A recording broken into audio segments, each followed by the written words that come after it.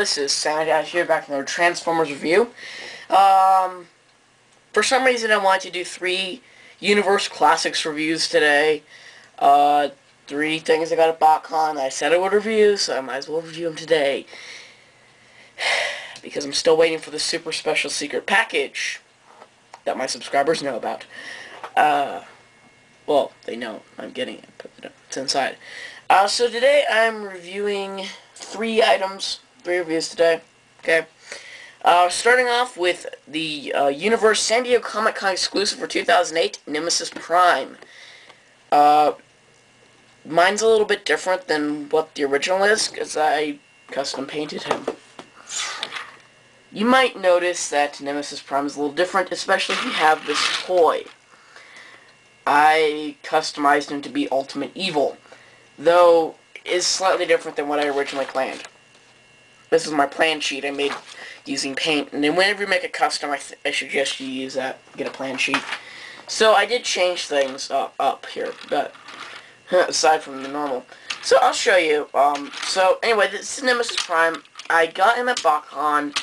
He's just not evil enough for me by himself, mainly why I custom painted him. As you can see on the back here, that's what it used to look like, with the silver and dull blue and teal headlights. I changed it up and even added some paint applications here. I brushed this to make it kind of like an airbrush little effect here, and replacing the silver with the red and made it kind of chipped a little bit, so that it looks very menacing. I made all the windows red, and I put some slashes through them. The big scar on the grill.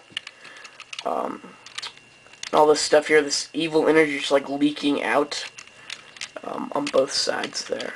And then some part here. And the headlights, of course, are painted. Smokestacks back here. Red paint all along here with some scars. Kind of hard to see, but yeah, there they are. And all this red energy glowing. I kind of wanted to do it the vehicle mode, like, he's an evil truck.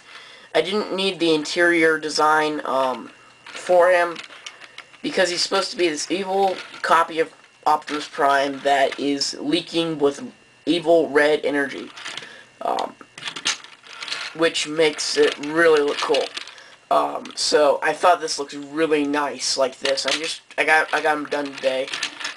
Nice paint I got the Test Stores red. Was what I used. I don't know the rest of the details of it. I'm not a custom painter too often. I think it's my only Transformers custom I've done. Yeah, this stuff dries in an hour, so I could get this guy done today, which was nice. So very cool. I think it looks very nice.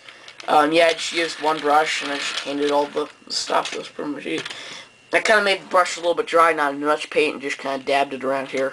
It's a little bit sticky, but not too horrible. But yes, the whole slash over the grill thing will come more apparent in the robot mode. For transformation, you want to fold this back and fold this back. It's the same you've seen in other reviews. Fold the feet up here.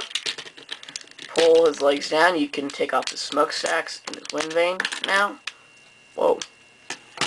See the paint as they increase the size, this part popped off. So I can attach it. Alright, there you go. His weapons, you know, I fold these parts out. Same transformation as Classics Prime, Classics Ultra Magnus, Universe Nemesis Prime, and Shattered Glass Optimus Prime from BotCon 2008. It's all uses of this mold, and I have 3 of them. Let's put those off to the side. You want to flip up his kneecaps. Look, there's more red detail in here. Split his legs. Pull these parts around. Fold it down. Fold these around. Most likely you've seen this transformation, you have this mold in one way or another. If you don't, Nemesis, you have to get Prime and Nemesis Prime. Those are the best versions, I think. Ultra Magnus is kind of bland unless you get the Fans Project City Commander armor, which I did. I'll back my camera up here just a little bit so you can see this. I'm not explaining this in detail, it's kind of easy. You want to fold this part down, flip up his head, push this part up, and then back this all together. Rotate this part 180, flip his head around, and there's Nemesis Prime in his robot mode. At least my Nemesis Prime in this robot mode. I'm calling him Ultimate Evil Nemesis Prime. So I pretty much replaced all the teal with red. Again, windows are the only thing that stays the same really from the robot or the vehicle mode, except for those little windows up there. So I'll show you what I did on the face. I made all these little scarrings across his. Here, let me get him to focus. It's the light back here. Okay, I'll see if I can get this now. Should clear up here soon. But I put like a scar across his forehead crest, and you can see that red. I got a couple scars on his mouth plate.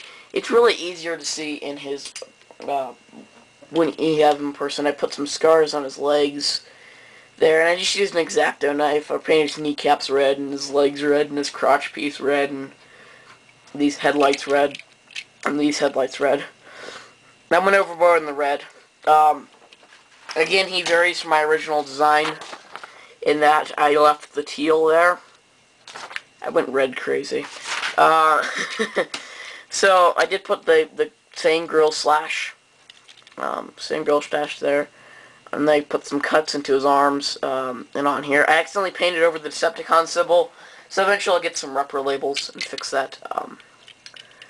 But yes, I really like him with all this red. So basically what I did, here, you can hold his weapons, pretty much. You can also attach them into a backpack form that just looks stupid, so I don't really do it too often. There's just him holding his weapons and giant red tip there. Now what I did was I just, painted the teal parts and this part here. I just kind of painted all this stuff here with the red. The only red paint application on this guy, which what bugged me was his eyes. It is red in his eyes. So this really helped. I used to use an X-Acto knife and that paint, like I said. And yeah, it's pretty easy to do. For articulation, Nemesis Prime has a 360 head. He's got 360 shoulders. He's got outward shoulder movement. He can bend at the elbow, at a ratchet. His waist turns 360, blocked by the fake grill back there. His legs move out, his legs move forward and back. Bends at the knee. His feet can pivot a little bit. So you can get him some pretty cool poses, especially with his guns. Like I said, you can make this really stupid over-the-shoulder cannon thing there that attaches to his back, but I don't feel like doing that since I'm running low on time anyway.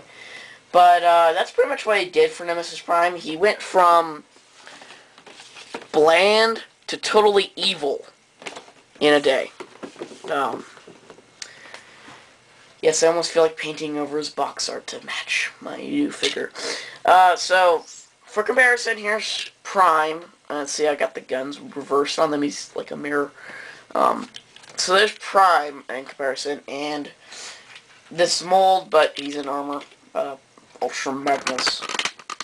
So yes, Ultra Magnus is one I have to keep on display since he's got fan-made armor on him.